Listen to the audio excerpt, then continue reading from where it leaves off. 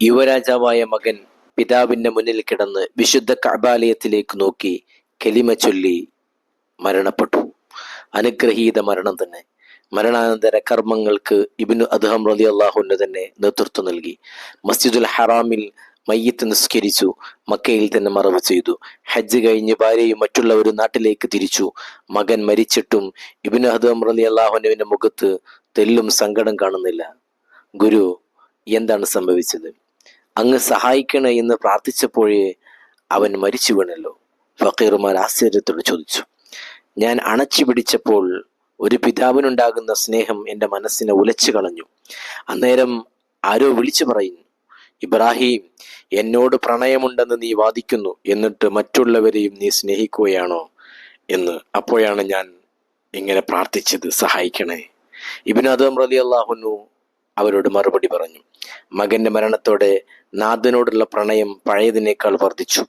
അല്ലെങ്കിലും അള്ളാഹുവിന് വേണ്ടി മകനെ മാറ്റി നിർത്തുന്നത് സ്നേഹക്കുറവ് കൊണ്ടല്ലോ, അതൊരു പാപവുമല്ല.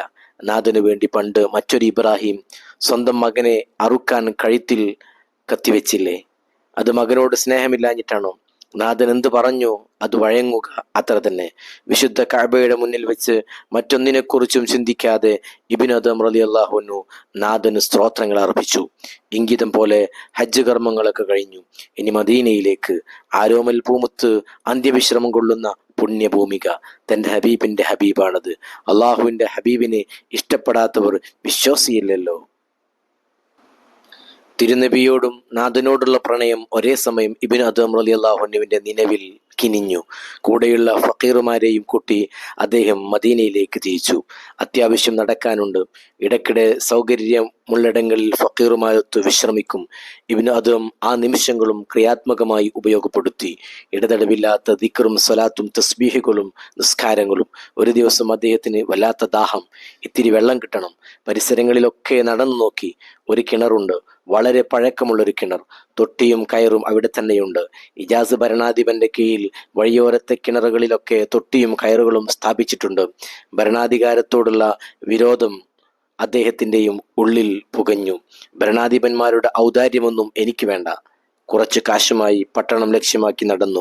കയ്യിലുള്ള കാശിന് ഒരു തൊട്ടിയും കയറും വാങ്ങി തിരിച്ച് കിണറിനടുത്ത് വന്നു. അദ്ദേഹത്തിന്റെ സൂക്ഷ്മത കണ്ട് ഹാജിമാരൊക്കെ അന്തം വിട്ടു നിന്നു. കയറുകെട്ടി അദ്ദേഹം വെള്ളം കോരി. അത്ഭുതം! ആദ്യത്തെ കോരയിൽ കിട്ടിയത് വെള്ളമല്ല, നിറയെ സ്വർണ്ണക്കട്ടികൾ. കണ്ടുനിന്നവർക്ക് അത്ഭുതപ്പെട്ടു. ഒന്നും സംഭവിക്കാത്ത പോലെ അദ്ദേഹം അതൊക്കെ കിണറ്റിലേക്ക് തന്നെ പെറുക്കിയിട്ടു. രണ്ടാമതും കോരി. അപ്പോഴാകട്ടെ നിറയെ മുത്തുകളും പവിഴങ്ങളും. അതും കിണറ്റിലേക്കിട്ടു. പടച്ചോനെ, നിന്റെ ഖജനാവ് വിശാലമാണ്, നിന്റെ ആസ്തികൾ സമൃദ്ധമാണ്. പക്ഷേ എനിക്കിതൊന്നുമല്ല വേണ്ടത്. ഇപ്പോൾ എനിക്ക് ഇത്തിരി വെള്ളം തന്നാൽ മതി, വല്ലാതെ ദാഹിക്കുന്നു. ഇതും പറഞ്ഞ് വീണ്ടും തൊട്ടി കിണറ്റിലേക്കിട്ടു. നല്ല ശുദ്ധമായ തണ്ണീര് കിട്ടി. ദാഹം തീരുവോളം കുടിച്ചു. കൂടെയുള്ള ഫക്കീറുമാരെ ആത്മീയമായി ഉയർത്താൻ ഇബ്നു അദ്ഹം റളിയല്ലാഹു അൻഹു നന്നായി സൂക്ഷ്മത പുലർത്താറുണ്ട്. അവസരോചിതമായി നല്ല ഉപദേശങ്ങൾ നൽകും. അവരോട് വല്ലാത്ത വാത്സല്യമാണ്. അരുതായ്മ കണ്ടാൽ സ്നേഹത്തോടെ ശാസിക്കും. വിശ്രമത്തിനിടയിൽ അവർ നാട്ടുവർത്തമാനങ്ങൾ പലതും പറയും. യാത്രക്കിടെ ഒരിടത്ത് ഭക്ഷണം കഴിക്കാനിരുന്നു വിറക് വിറ്റ് കിട്ടിയ കാശിന് കുറച്ച് മാംസവും പത്തിരിയും വാങ്ങിയിട്ടുണ്ട്. കഴിച്ചു തുടങ്ങിയതേയുള്ളൂ. സംസാരത്തിനിടയിൽ കൂട്ടത്തിലൊരാൾ മറ്റൊരാളെ കുറിച്ച് അരുതാത്തതെന്തോ പറയാൻ തുടങ്ങി. ഇബ്നു അദ്ഹം റളിയല്ലാഹു അൻഹു അത് കേട്ടു. സാധാരണ പത്തിരി കഴിച്ചു തുടങ്ങിയിട്ട് മാംസം കഴിക്കാറുള്ളൂ, നിങ്ങളെന്താ മാംസമാണ് ആദ്യം കഴിക്കുന്നത്? അദ്ദേഹം ഗൗരവത്തോടെ ചോദിച്ചു. അതിനിപ്പോ ആരാ മാംസം കഴിച്ചത് എന്ന ഭാവത്തിൽ അയാൾ ഇബ്നു അദ്ഹം റളിയല്ലാഹു അൻഹു നോക്കി. എന്താ, നിങ്ങളിപ്പോൾ മാംസമല്ലേ കഴിച്ചത്? തന്റെ സഹോദരന് ഇഷ്ടമില്ലാത്തത് പറയുന്നത് അയാളുടെ പച്ചമാംസം കഴിക്കലാണെന്നല്ലേ പരിശുദ്ധ ഖുർആൻ പറഞ്ഞത്? യേശുനി പറഞ്ഞ അയാൾക്ക് കാര്യം പിടികിട്ടി. തനിക്ക് പിണഞ്ഞ അരുതായ്മയോർത്ത് അയാൾ ഖേദിച്ചു. ഭക്ഷണവും വിശ്രമവും ഒക്കെ കഴിഞ്ഞ് അവർ വീണ്ടും നടത്തം ആരംഭിച്ചു. മണിക്കൂറുകൾ നീണ്ട യാത്ര. കുന്നുകളും കുഴികളും കാടുകളും മേടുകളും കാട്ടാറുകളും കരിമ്പാറകളും പുൽമേടുകളും കടന്ന് അവർ മദീനയോടടുത്ത ഒരു കുഗ്രാമത്തിലെത്തി. കച്ചവടക്കാരും ജനങ്ങളുമൊക്കെ നിറഞ്ഞൊരു ചന്ത. ഒരു മൂലയിൽ ഒരാൾ അത്തിപ്പഴം വിൽക്കുന്നു. കയ്യിലുള്ള കുറച്ച് ചെമ്പു നാണയങ്ങളുമായി ഇബ്നു അദ്ഹം റളിയല്ലാഹു അൻഹു അയാളുടെ അരികിലെത്തി. കുറച്ച് അത്തിപ്പഴം വാങ്ങി സഹയാത്രികരെ സന്തോഷിപ്പിക്കാമല്ലോ, കുറച്ച് അത്തിപ്പഴം വേണം. ചെമ്പു നാണയങ്ങൾ കച്ചവടക്കാരന് വെച്ച് നീട്ടി ഇബ്നു അദ്ഹം റളിയല്ലാഹു അൻഹു പറഞ്ഞു. നാണയങ്ങൾ വാങ്ങി അയാൾ തിരിച്ചു മറിച്ചു നോക്കി. ഇത് ചെമ്പല്ലേ? അതെന്തേ, എന്താ പ്രശ്നം? ഇതൊന്നും തരാൻ ഇവിടെ പഴമില്ല. തീരെ മൂല്യമില്ലാത്ത നാണയമാണിത്. അത്തിപ്പഴത്തിന് കത്തുന്ന വിലയുള്ള സമയം. നിങ്ങൾ വേഗം സ്ഥലം വിട്. കച്ചവടക്കാരൻ പഴം കൊടുക്കാൻ തയ്യാറായില്ല. ഓ, അങ്ങനെയാണല്ലേ, എങ്കിൽ സാരമില്ല. ഇബ്നു അദ്ഹം റളിയല്ലാഹു അൻഹു പഴം വാങ്ങാതെ തിരിച്ചു നടന്നു. ആ പോയ ഫക്കീർ ആരാണെന്ന് അറിയുമോ നിങ്ങൾക്ക്? ഇബ്നു അദ്ഹം റളിയല്ലാഹു അൻഹു പരിചയമുള്ള ഒരാൾ കച്ചവടക്കാരനോട് ചോദിച്ചു. അറിയില്ല, അതാരാ? അള്ളാഹുവിനെ ഓർത്ത് ഭരണാധികാരം വലിച്ചെറിഞ്ഞ രാജാവില്ലേ, ബൽഖിലെ രാജാവ് ഇബ്രാഹിം ഇബ്നു അദ്ഹം, അദ്ദേഹമാണത്. കച്ചവടക്കാരൻ ഞെട്ടിത്തരിച്ചു. പടച്ചവനെ, ആ മഹാനോ? ഞാൻ അറിഞ്ഞില്ല. അദ്ദേഹം ആവശ്യപ്പെട്ടത് ഞാൻ കൊടുത്തില്ലല്ലോ. ഗുരുത്തക്കേടായോ? അയാൾ വ്യാകുലപ്പെട്ടു. സഹയാത്രികരുടെ ഭാണ്ഡങ്ങൾ തോലിലേറ്റി സൗമ്യനായി നടന്നു നീങ്ങുന്ന ഇബ്നു അദ്ഹം റളിയല്ലാഹു അൻഹുവിന്റെ പിന്നാലെ ഒരു കൊട്ട നിറയെ അത്തിപ്പഴങ്ങൾ എടുത്ത് അയാൾ ഓടിച്ചെന്നു. ക്ഷമിക്കണം, തെറ്റുപറ്റിപ്പോയി. അങ്ങ് ആരാണെന്ന് എനിക്ക് ആദ്യം മനസ്സിലായില്ല. ഇപ്പോഴാണ് അറിഞ്ഞത്. കൊട്ടയിലുള്ള അത്തിപ്പഴം മുഴുവനും അങ്ങ് എടുത്തോളൂ, ഒരു വിരോധവുമില്ല. കച്ചവടക്കാരൻ ഇബ്നു അദ്ഹം റളിയല്ലാഹുവിന്റെ മുന്നിൽ നിന്ന് കെഞ്ചി. ഓ, അത് സാരമില്ല, ഇനി എനിക്ക് അത്തിപ്പഴം വേണ്ട. അതെന്താ അങ്ങനെ? ആദ്യം ചോദിച്ചിട്ട് തരാത്തതിനുള്ള പിണക്കമാണോ? അതൊന്നുമല്ല. പകരം ദീനിന് പകരം ദീൻ വിൽക്കേണ്ടതെന്ന് കരുതി. ഞാൻ ഇബ്രാഹിം ഇബ്നു അദ്ഹമാണെന്ന് ആദ്യം നിങ്ങൾക്ക് മനസ്സിലായില്ല.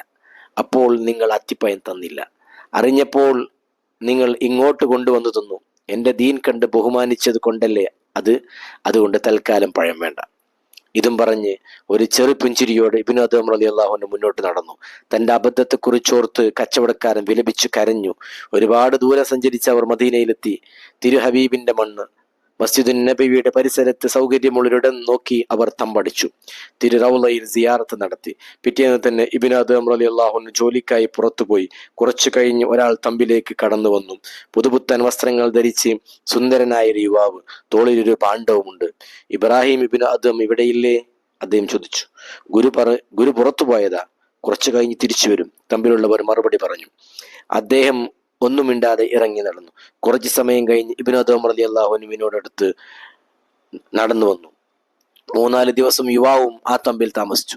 സൗമ്യനായ ഒരാൾ, നല്ല പെരുമാറ്റം, അടക്കവും ഒതുക്കവുമുള്ള ജീവിതശൈലി, സംസാരം നന്നേ കുറവ്. യുവാവിനെ എല്ലാവർക്കും നന്നായി ബോധിച്ചു. പക്ഷേ ഒരു കുഴപ്പം.